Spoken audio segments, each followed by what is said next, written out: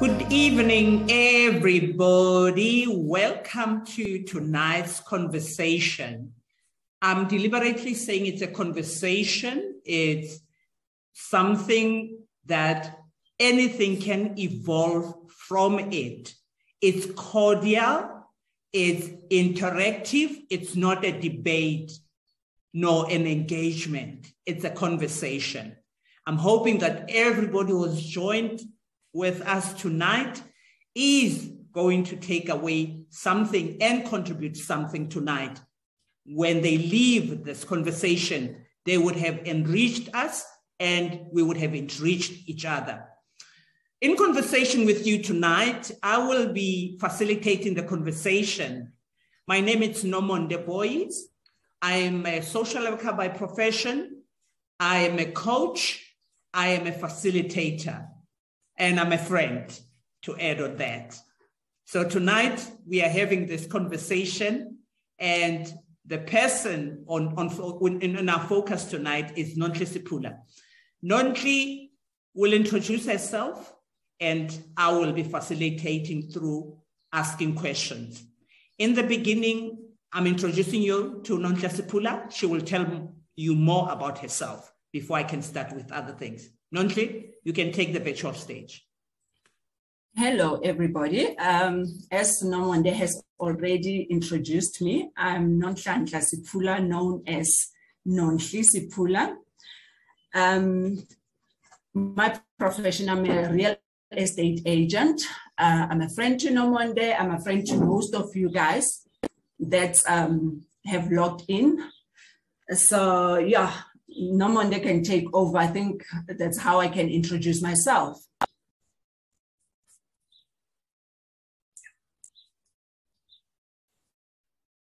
Thank you, Nonhli. Tonight, maybe what caught your interest is blood thicker than water? An adage, or an adage as others would say. Blood is thicker than water is a medieval proverb in English, meaning that familial bonds will always be stronger than bonds of friendship or love. Familial bonds will always be stronger than bonds of friendship or love. But this evening, Nonhli is questioning that to say, is blood really thicker than water? Nonhli, my first question to you, why UnMute? I came with UnMute with Nonhli because I've realized that there's a lot of conversations that people are just scared to talk about, that we feel that as a society it's taboo to talk about. So I'm bold enough, I think, to talk about these things. And it's actually surrounded by my personal experience. So going forward from today, we'll be talking about my personal experience and not having any filter and being bold enough to talk about these things that are happening that we as a society, we feel that we're not ready to converse about them. So UnMute with Nonhli is opening our mind and opening our mouth and help each other in the society that is full of, suicides and full of depression. And yeah, for me, it's being therapeutic. That's why I came about with UnMute with Nonhli. Okay. Thank you, Nonhli, for answering that question. My follow-up question to you is, what do you want to achieve by hosting this conversation, by having this conversation with friends having joined you? What is it that you really want to take out there into the world to impact or to contribute in the questioning of blood is thicker than water? For me, we're not going to just talk about blood is thicker than water or any of the topics that we're going to talk about. But at the end of the day please don't agree with what I'm saying.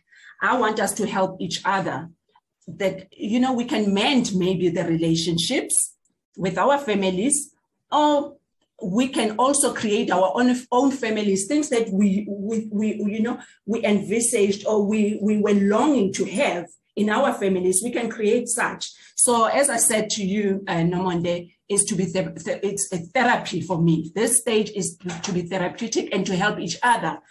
Maybe I can get somebody that things worked for her or him and can help me. I'm in a journey. I'm in a journey of healing. I'm in a journey of understanding why the society is making us to think the way we do, because I'm battling with that so much. Okay. Yep. I believe that there is so much wisdom around here. There are many sages who've been through some journeys that will share maybe insights with us tonight. My follow-up question to you, Nonhli, is that what is your belief? Is blood thicker than water, or do you believe otherwise? I don't think blood is thicker than water. Actually, I Googled why the saying that blood is thicker than water. The original thing is on this concept, it was the blood of the covenant is thicker than the water in the womb. But as people, I don't know who changed it. Now we say blood is thicker than water, meaning that the family comes first more than any, other people like friends and all that. But now I don't believe that because of my own experience. Blood has never been thicker than water to me. My family has never taught me that, I have to choose them before any other people. I made my own family outside the blood family. So I don't agree with that statement. So take us through the journey.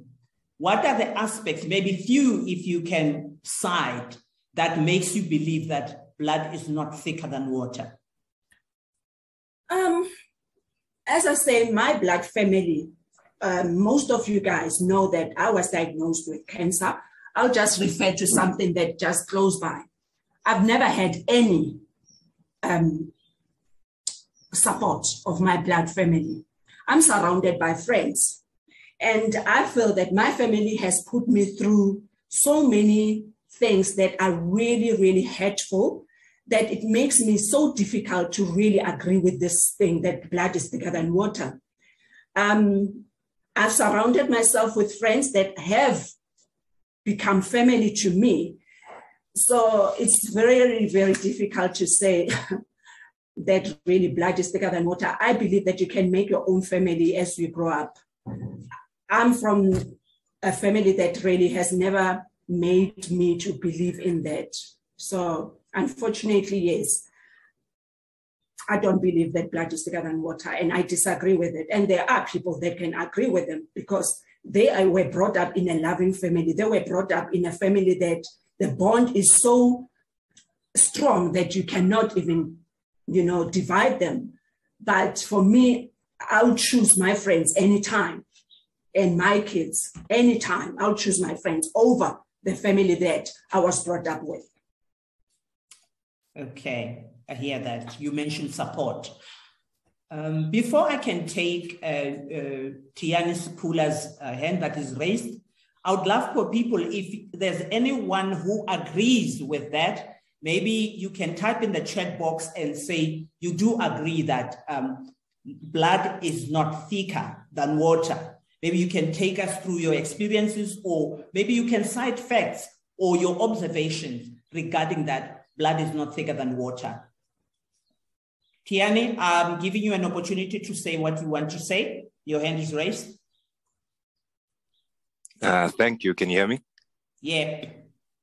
Okay. Well, I'm obviously Nonhli Sepula's son, and it's a bit tough for me to hear what she's saying now when she says that she doesn't believe that blood is thicker than water. Because I'll speak on behalf of me and my brothers. We strongly believe that it is. And we believe that there's nothing more important and more united than family. But we only believe so and we only act in that way because of what our mothers taught us. And so I want to ask her, does she truly believe that blood is not thicker than water?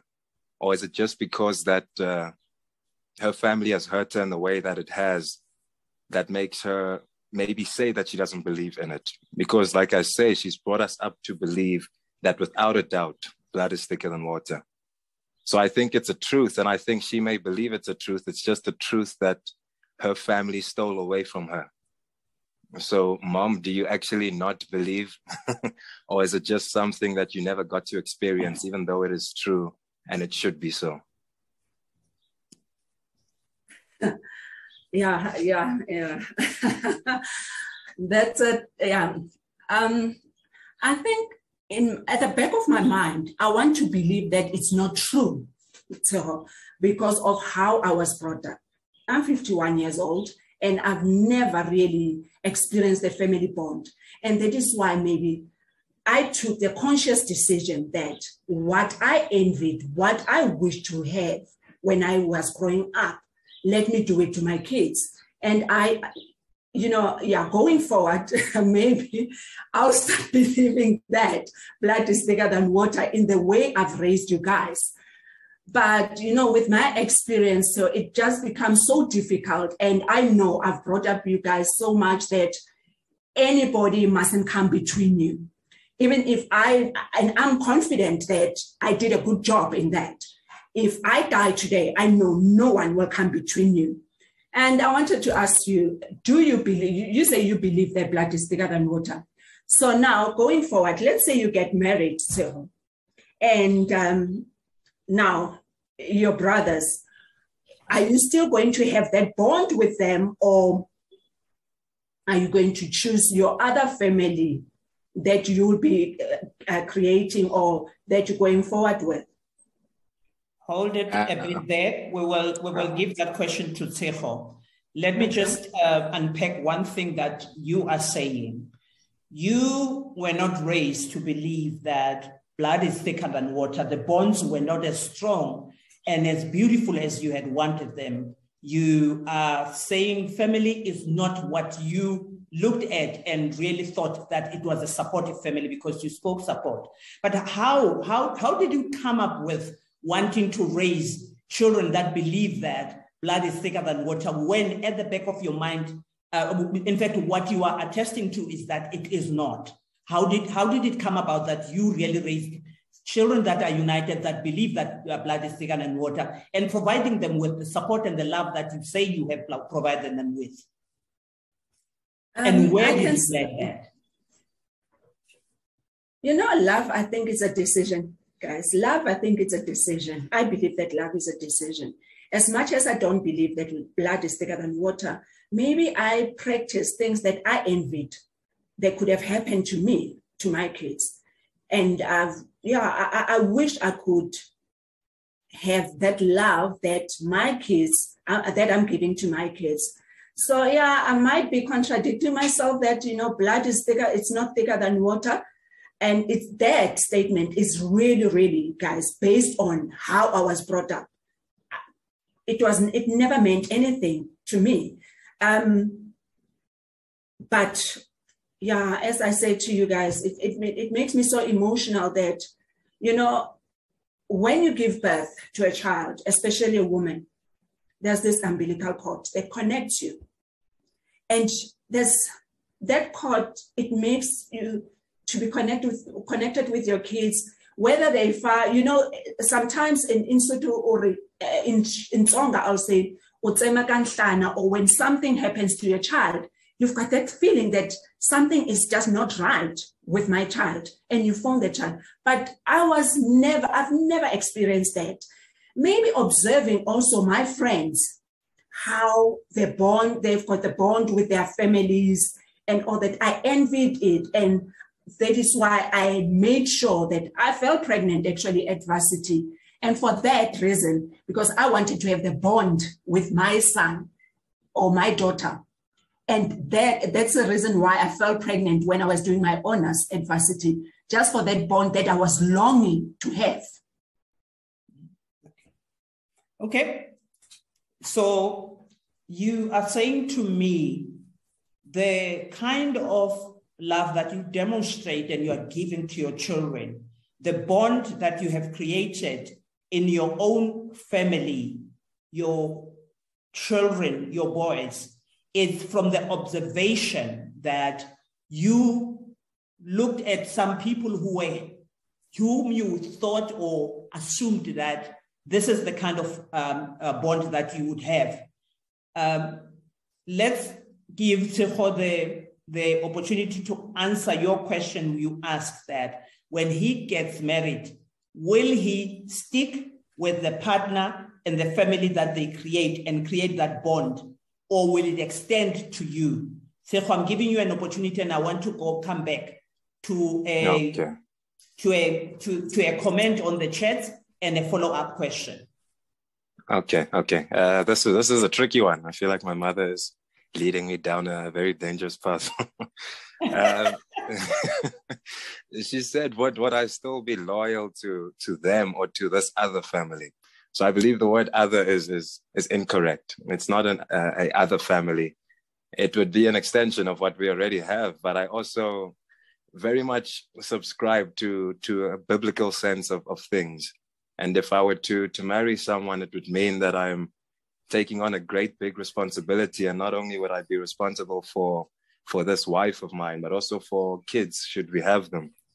And I believe that responsibility that I've undertaken would be priority. And that doesn't mean that my mother or my brothers would rank any lower or would dissipate from my life in any way. But I would have this piece of me that is a part of me that I would have to attend to first and foremost.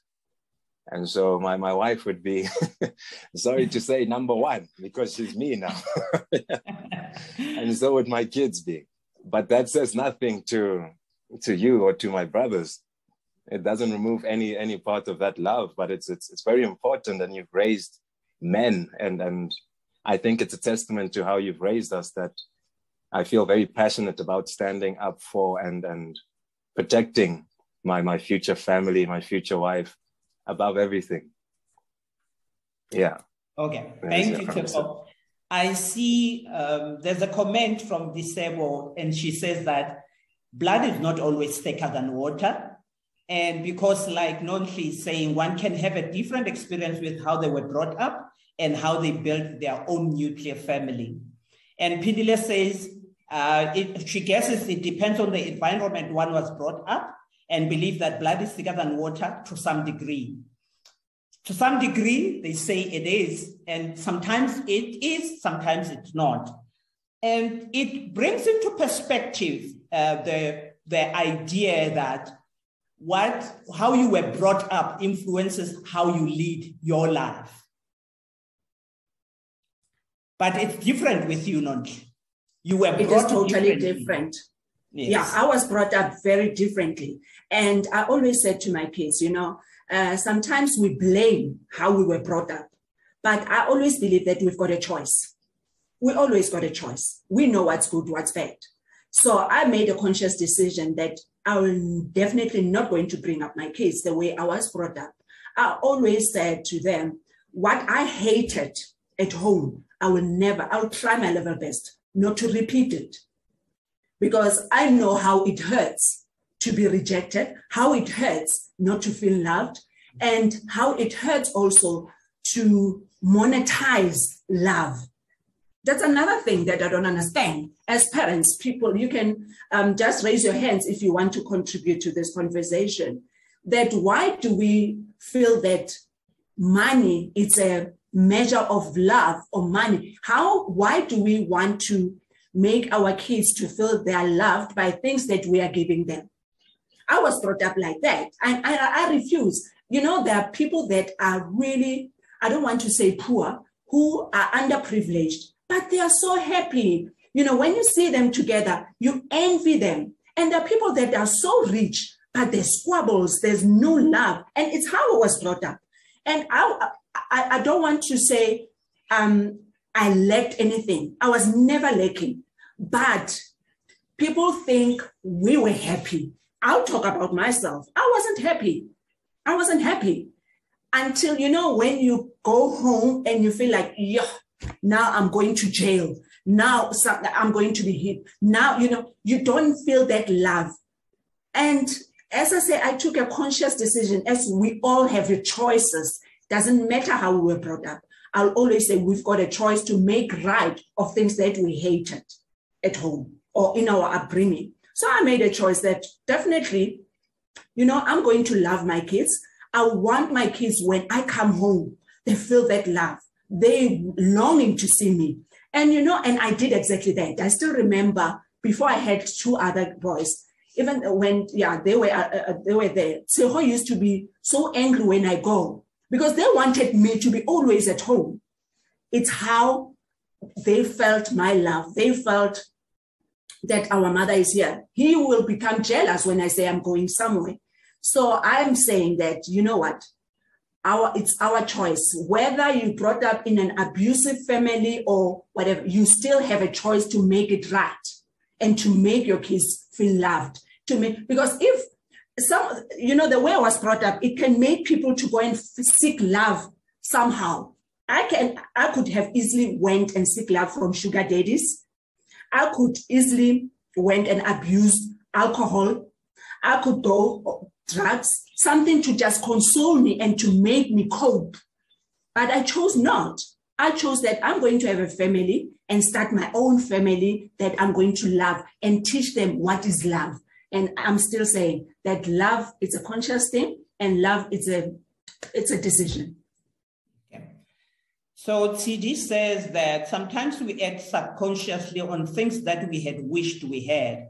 So she thinks maybe you made that decision in raising your children united, and is a deep-rooted desire that you have.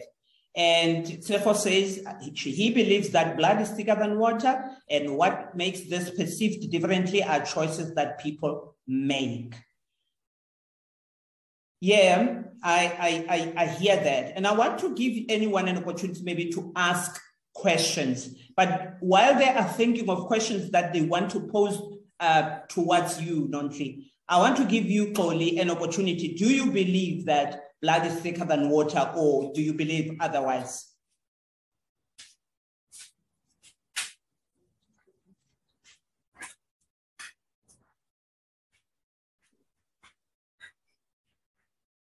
Koli? Okay.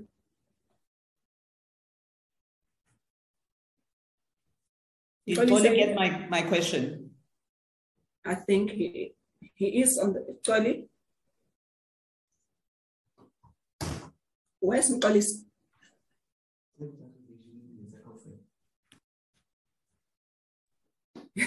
Okay. Yeah, he did. No, it's fine. So while people are thinking of the questions, guys, you can type your questions in the chat box, or you can raise your hand so that we maybe it's some things that you want to clarify or you want to add, or it's something that maybe that's not clear for you regarding the conversations that we are having. You are free to do that.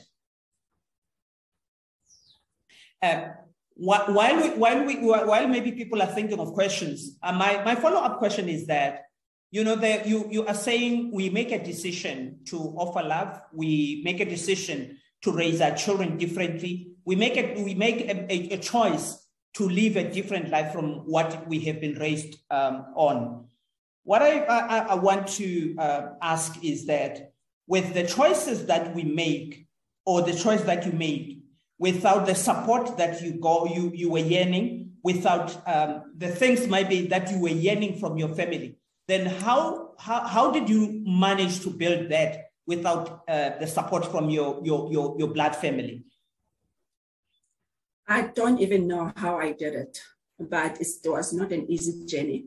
I think as one of the participants, you said, Sidi said, maybe it's something that I was yearning. Yes, I was yearning so much for that love. And as I say, you know, when I was at varsity, it's when I decided to be pregnant to maybe fill that gap that I had. And that is why I did what I did. So, sorry, police is just admitting himself.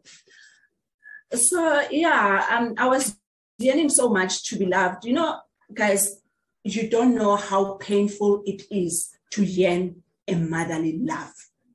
That's the most painful thing. And even now, I'm still struggling to accept that I will never get it. I'm struggling with it. And as no one there knows, Jim is my friend, and few of my friends are there. Sometimes I cry. I go through depression.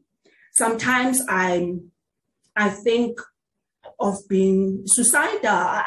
Those suicidal thoughts do come in.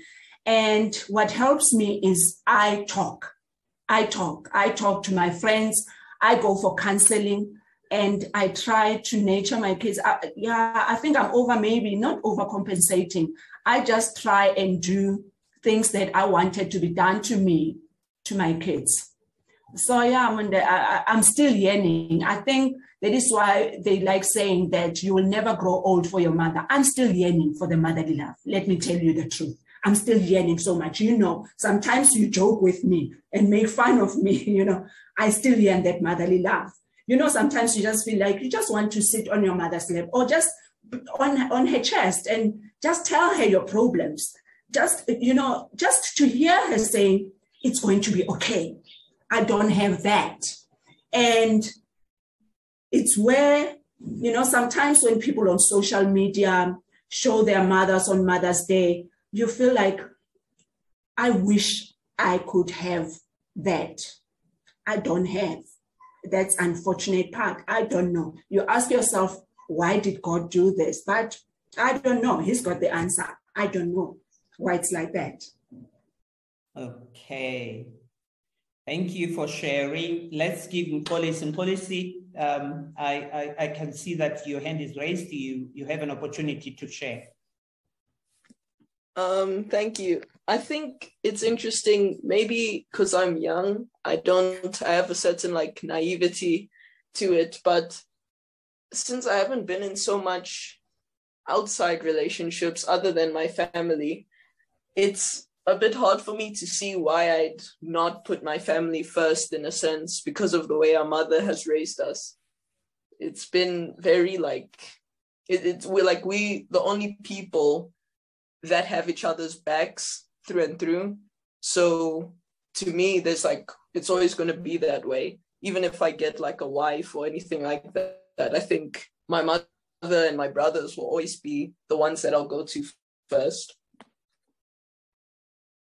Okay, great. I hear that. Yeah, Teboho says blood is thicker than water. However, it depends on the family values and upbringing. Sometimes we grow in loving families. As we grow, sibling choices might change and not show support and love to one another. Sometimes it's an unloving environment from your age, from a young age, yes. Yeah, thank you, Teboho, and the other people that came forward with their contributions regarding blood is thicker than water.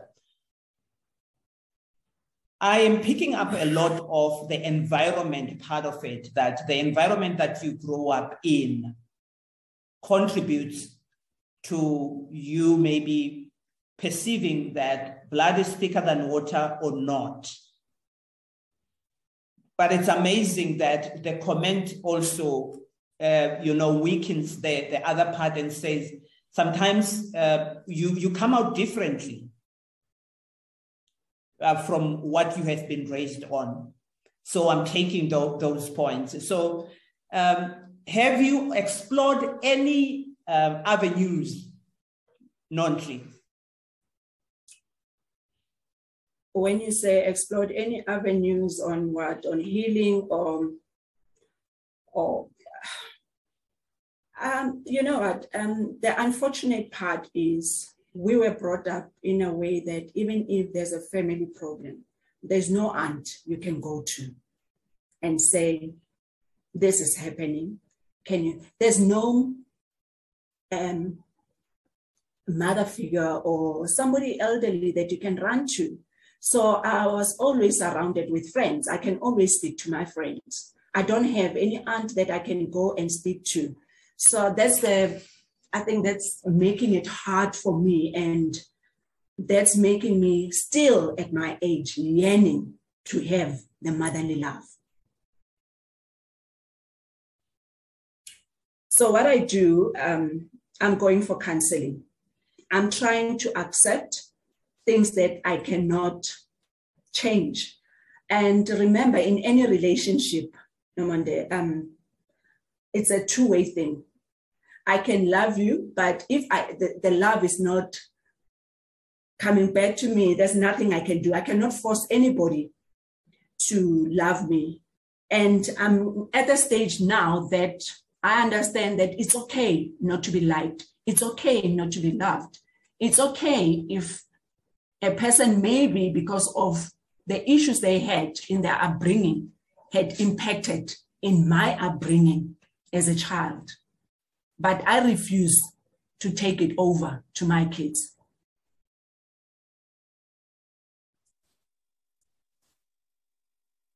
No one there? I think she disconnected. Oh, okay. Yeah, but I have a question for you. Can I ask? You may. Okay, so obviously I know, and some of your friends know, the relationship you've had with your siblings. And like I said, sorry, can I acknowledge Mama and will come back, will come to you now with your raised hand. Okay, no yes, problem. Yeah, I'm listening. So yeah, we know I know you've had a difficult relationship with your siblings. And on the other side of things, you've encouraged me and my brothers to be very, very united. So if your other two sons, my brothers, had treated me or treat me the way that you've been treated by your siblings, would you advise me to forgive them? What would you say to me if I was in your position and my brothers were acting towards me as your siblings have acted towards you? What is your advice to me? That's a difficult question, but I was treated, unfortunately, so bad. And it's not something that started now. It started while we were young. And it's unfortunate that it was caused by our parent. I believe if I didn't raise you the way I raised you, so you wouldn't be where you are. So we were raised, we were raised to hate each other. We were raised to be jealous of each other. We were raised that money is everything, and to also look at, we were raised threatened about what do you call it? The will, that you won't be in my will and all that. So those things, they made people to be looking at love in a certain way, that if, we don't follow this thing that is said, we won't get, money. Or so we were raised differently, and I refuse to raise you guys like that. And we were raised not to even say sorry when we have hurt each other. So we were raised in a way that to hate each other is a norm. We never knew. I've never seen a house that doesn't have peace. We never had peace, and it became maybe okay for others. For me, it was never okay, and it will never be okay. So I've raised you guys to not hate each other, and I've raised you guys to always know to say sorry and to say please, and to always be humble. So I believe in my heart that your brothers wouldn't do what happened to me or what's happening to me even now. And if you did something wrong, they'll always come and ask for forgiveness, as we always do. I don't know if I answered your question. Okay. Mamani wanted to say something one day. Okay, Mamani, it's your opportunity. Sorry, guys, I dropped off. I touched something and I just disconnected. Pardon me about that. Mamani, you've got an opportunity. Good evening, dear friends. How are you? We are good, Mamani. Go for it. Look, before I even comment on what I wanted to say, I actually want to answer Tshego as well on his mother's behalf. For the time that I've known Nonhli, and I mean, from what I've been listening about how she has not let her circumstances and the way that she was brought up dictate the way that she raises her own kids. I am very sure that she wouldn't let it slide or let it go if her kids weren't getting along or they were hating each other. From what I know about her and what I've learned about her in the little time that I've known her, I am very sure that she would move heaven and earth to get them to realize that it's not the way that things are supposed to work. I am very sure that she would make sure that they make up. They, like she's saying, apologize if you need to apologize, but realize, Tshego, that even though she says she doesn't think that blood is thicker than water, I think she would move heaven and earth to show you guys that blood is actually thicker than water. I agree. And in fact, family, for me, I feel that family is everything. Yes, I know that we've got families who do not attest to such, but truth be told, I believe that these are the people that are supposed to have your back. It might not always be like that, but I am very sure that your mom, she wouldn't let it slide. Okay. Very true. Yeah, very true, ne? Yeah. Yeah. So the comment that I wanted to make was that, look, Nonhli did touch on the fact that maybe her mother raised them the way that she raised them because of the way that she was brought up or whatever it is that she had gone through when she was younger or so. So I think what I want to say to Nonhli is that, but in fact, it tells us that you are winning, my friend, because despite the circumstances that you've been brought up under, you've actually chosen what you have chosen.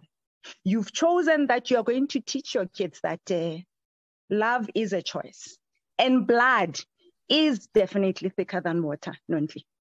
So I love that. I love that this is the choice that you've made. And I know that it's not an easy one to keep on yearning for this love and yet you're not seeing it. But I think you need to take the wins for what they are. I think you always need to remind yourself, and we will always remind you as well, that you need to pat yourself on the back. For a child who was raised the way that you say you were raised, you are winning, my friend. Thank you. Yes. Thank you. Great, Mamani, for that. And Pindile, you can go. Okay, good evening, friends and family. Hello. What Nonhli is saying, it's definitely the truth. Life is about choices. I always make reference to Jesus Christ and Lucifer. One often wonders, why do we have so many evil people and yet we see very few good people out there? It's also a choice. Again, the environment will not influence you because now you can grow up in a bad environment, but make a good decision that you want the best for your kids. I also want to go back to the issue of forgiveness. Nonhli has tried it on several occasions. However, it's a two-way thing. If you want to reconcile with people who are not reconciling, it will not work. Both people must have the same objective of reconciling. If people are not genuine, obviously, you will not achieve the desired outcome. It goes back again to what one subscribes to. If you want to follow Lucifer, obviously, you'll not want to have a good, healthy relationship. But if you subscribe to follow Jesus, then it makes it easy for you to conversate with people and try and work out the difficulties that one is facing. But I must say, my experience has always been pleasant. I lost my mother when I was very young. Fortunately, we were brought up in a very healthy, loving, and warm environment. So we're able to stick together as a family. So we do have differences. We fight. There are times where we don't speak to one another, but we always remember that we are family and we're stuck together. So for me, family is indeed thicker than water. Thank you. Thank you, Pindile. And there's an interesting comment that, by Disable to say, it would be interesting to hear if any of us had similar experience and was successful in dealing with it. In her case, she wrote off a family member. Anyone who has successfully maybe reconciled or worked things through with family, maybe if you can share Anyone? Tebogo has raised her hand. Oh, Tebogo. Yeah. Yes, Tebogo, you can go. I'm giving you an opportunity. Thank you. Good evening, ladies and gentlemen. Hi. My name is Tebogo Mushwana. Sure. This has actually taken me back. When I saw Disebo saying if someone can talk about something similar that has happened to her. In my case, what Nonhli talks about in terms of family, I was married for 19 years, but I was with my husband for 23 years. And in that 23 years, it took me quite a long time to realize that when you try to love someone that has never really experienced love from a parent or from family, it's very difficult for that person to be able to receive that love and reciprocate it back to you. And sometimes it's not because of you. Sometimes it's because of a generational cycle that has happened upon some of us. So the story I just want to relate about myself is that I'm divorced. I've got 3 kids and I raised also a stepson. And my husband was one person that was extremely very cold. And it took me time to realize that the family dynamics in his family was that he was the blue-eyed boy. He was the favored boy. He was the one with most money. He was a lawyer. And all the other siblings accepted that he was the child of the family. He was the blue-eyed child of the family. And in that way, it affected the love for each other amongst themselves as siblings. And it was very sad to see how my mother-in-law sometimes played them against each other and then played them and my husband against me. So I was on an emotional war in a family that I was not brought up in. And it was difficult for me to try and see what was going on, because when you are in love with a person, you're thinking that your love fixes them. It doesn't really fix them, actually. It doesn't. So it took me time to realize that, one, my ex-husband did not know love from his mother because Mama was very toxic herself. Whether it came from another generational issue from where she was brought up and how she was brought up, because we are born into environments that we cannot control. And those environments, we do not determine whether they should have love in them or they should have hate or fight or abuse. We are born into them. And when you are born into those, your brain is so small, so soft like a sponge. You take whatever is in that environment, you use that to shape who you are as a person.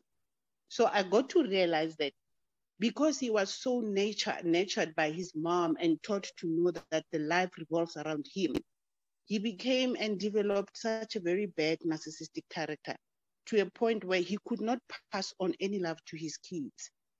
And when I noticed that, I didn't even read it. It took me long to realize that he was in actual fact taking away all the love that I thought I was giving to him in order to receive something. He was running my emotional bank account empty. And I got scared, I got frustrated, I got angry, I had rage. I felt very inadequate. I felt useless. I couldn't value myself. I couldn't put a value on myself because I thought, okay, he doesn't love me. And already at the time in a marriage, I forgot that I was coming from a very loving family. My mom raised us alone and she loved us so much that we thought we had a father and a mom. But it took me time to realize that I need to cut the cord. I need to accept that he is who he is, but not because of me, but because of where he comes from, because of his environment. Mama Hailiana, she did what she did. Maybe she did what she thought was best on how to raise a kid because of the environment that she came from her own generational upbringing. So I had to make peace and have an understanding as to why he was treating me the way he was. And then it even became more clearer when I picked up and realized that he was not even able to be a good father to my kids. So it had nothing to do with me. It had everything to do with him. But I had to come to a peaceful space to tell myself that he is a child that was brought up in an environment that taught him what he learned. And it is not for me to fix him. It's for him to find his own peace and fix himself. And that gave me the strength to really, truly disengage and realize that I have to leave this guy. starting first by emotionally divorcing him before I actually go to the divorced space. So what I'm trying to say here, Nonhli, is that you are such a strong woman. You know, I remember the first time when I met you through Disable. Disable is such a lovely friend of mine. I meet wonderful people, incredible people through her. You were so outgoing. You were so resolute. You were so rooted and grounded. You were so, bubbly and content. You had a very strong stability. And I want to say to you that because you are focusing more on Mama not having loved you, you are forgetting that you are such a great woman who has raised such beautiful boys. I know your sons. I've seen you go to social media and you've told me about your kids. You've shown me their pictures. I saw your 50th birthday pictures. You've got such beautiful boys and they ooze confidence and love from their mom. So I'm trying to say to you, look inside yourself and also look at what you have achieved and what you have raised, the beautiful guys that you have raised. Tian is your son and he speaks so well. And I can see that he comes from a place of love, good upbringing, principles and values.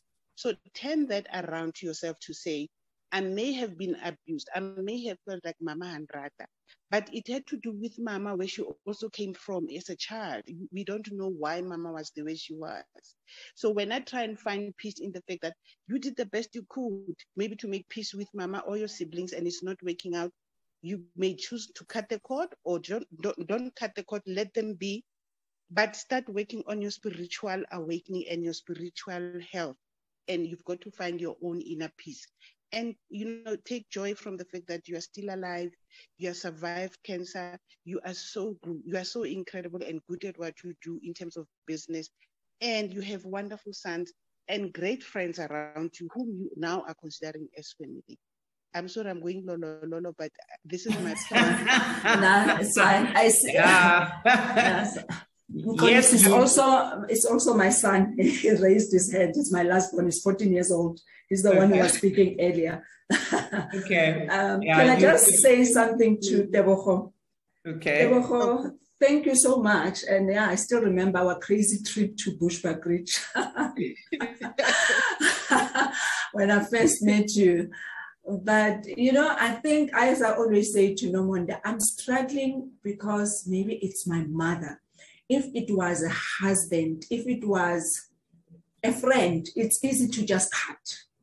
So I'm still really, I need somebody who can tell me, how do I do this? I'm struggling. I did cut them off because I had no choice, but still, we're staying very close to each other. I cry now and then. Last week I was crying. I still remember Monday phoned me, I was crying and she said, I'm coming. I said, please don't come.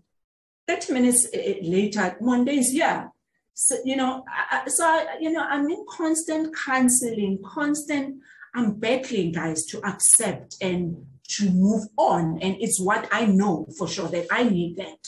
I need to move on. As I say, if it was just a friend or a husband, you just divorce and move on. But a mother, it's really a struggle to me. I'm hurting. I'm struggling. Can I just ask you a question? Oh, sorry. Taboo, let's give Nkolisi and then I'll come to you. And yeah. Okay. I just want to ask a question because the way you've brought us up, I don't want to say it like with so much confidence, but it feels like a perfect family.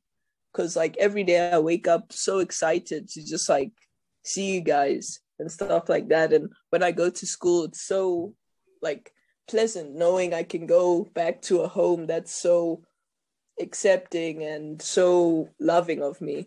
So I want to ask, like, I know it's hard for you.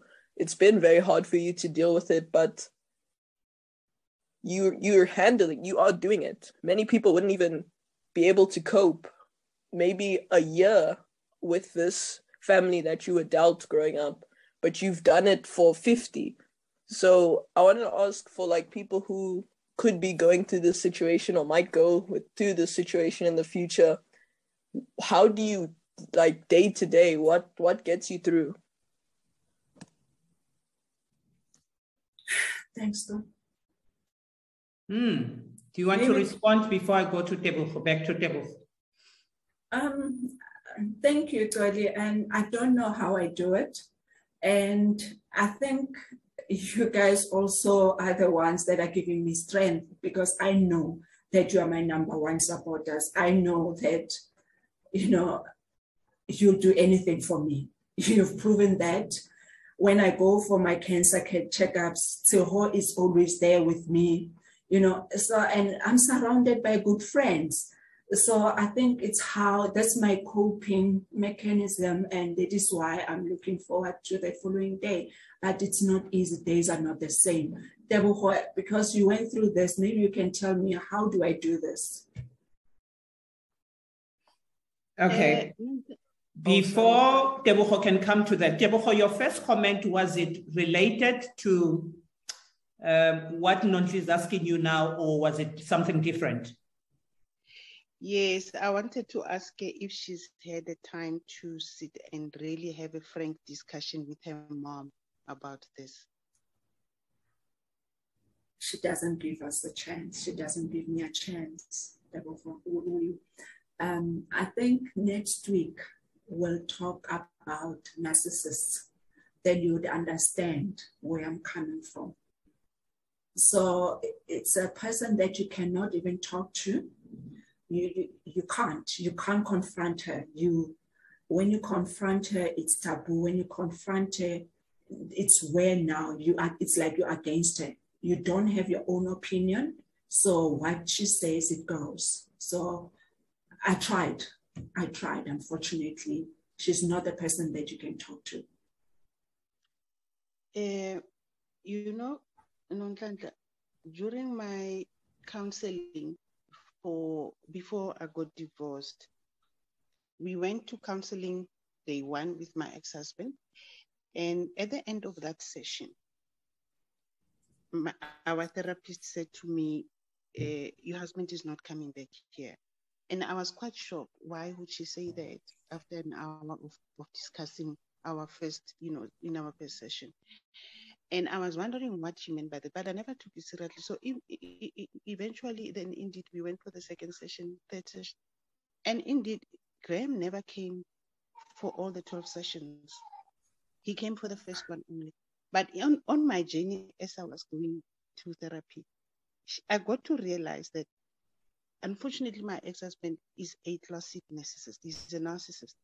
And what I've understood about narcissistic characters, they are very malignant to a point where there is nothing that they can correct. If they do something that you want them to do, it's because there has to be some payoff of some sort to their side. I want us to discuss. No. Okay. Yes, Tebogo, you go, you complete. Okay.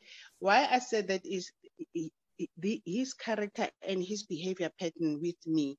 Whilst I was continuing with the therapy, I think he could see a change in me in terms of how I approach certain things in the house. Me stopping crying. I was no longer crying because I was a chronic crier. Like I would cry for anything that he feels upset about. And instead of acknowledging the progress, he was trying to sabotage it with his own behavior pattern. So I got to really understand it in such a way that it is a losing battle to try and think you'll make peace. And it's unfortunate, and I'm very sorry that it's mom that you are having a challenge with here. But at some point, I think, Nonhli, for your health, for your spiritual peace and your inner peace and your kids' sake, for them to be able to be with their mom for the years to come, you've got to come to a place where you really pray for your own inner peace and let her be, because they never change, the narcissists. They continue on their rampage. And whatever damage they cause, they never look back. When I was in shock, I'm trying here. This person is not really extending a hand. And in your little painful, drunk, stupor, pain, shock and despair, they move on. They move on to their own. I'm taking the reins away from you. Thank you. With the last question, though, I want to ask you, because I hear you speak about narcissism. Was the prognosis given formally that he was a narcissist? Come again. Was the prognosis? I'm saying, was there a prognosis from a psychologist or psychiatrist to say he has narcissist tendencies? Yes, there was. Yes, there Oh. was. Based on our own counseling and what I was experiencing as I Okay. was going for the 12 Great. sessions here. Thank you. Thank you, Taboo, for sharing. Sorry, I have to take the reins away from you. Zodwa, you are the last person that I'm giving an opportunity, and then we go back and then we will wrap the conversation. Zodwa, I'm giving you an opportunity. Sure. Yes, I hope you can hear me. Thank you so much, and good evening, colleagues. Nonhli, we're so proud of you. You have no idea. I'm going to be to the point, unlike my friend Tebucho. Nonhli, I think we are so super proud because you decided to just open a can of worms for us that probably all of us have. She's your mother. I think that's one thing that is unfortunate. And I think what is important is to understand fundamentally that kids live what they know, whether we like it or not. I mean, you don't wake up and want a sushi if all you know is morojo, you're born. So you can imagine the values that have been instilled prior from your mother's side for her to be doing these things. And I think the sad part is that she's probably not even aware. I'm glad that you've decided to say this is wrong, to chain away yourself from that. You literally said, I'm not going to do that. But the reality is that she remains your mom. And I think, like you said, she is not some husband, I divorce, I move on, but she remains your mom. And I want to and I think Tebogo touched on what I wanted to say, is she aware? Now, I know our moms think that they are pharaohs, they are superheroes. I think it's important that you both are victims, because I would not want you to leave this room and thinking that I was able to free myself. You remain victims, whether you like it or not, because we live what we know. You may have decided to move away from that or now to change yourself, but you both need help. So I am proposing that don't speak to her, because you don't have the techniques, the tools to do that. We don't have that. But I think this is when you need to take her to a therapist, whether you like it or not. When she crosses over, she is going to be a headache, trust me. So she might as well be a headache right now, because she's going to probably want back. I know I've never been dated, so I don't know. But I can reassure you that I have ancestors who are keeping on knocking the door. Yeah, we are sorry for this, sorry for that. But you'd rather actually cross the bridge now and say, I'm going to almost force this, not force her, force us to have this conversation. It is a crucial conversation that requires to happen right now. She needs to know how she has impacted you and your siblings before she crosses over. You need to have that platform where you say, actually, now I understand why she has impacted me this way unconsciously. You'll be very surprised. You realize, Gutiena, all she was doing is that she was protecting girl kids, businesswomen. It's just too much in those years. So it's very important that you probably go into this journey understanding that we're actually both victims. You'll be very surprised what is going to come out of there. You may find yourself actually saying, I did not know that I've also equally contributed unconsciously. So my recommendation, thank you so much. My recommendation Thank you, Zodwa.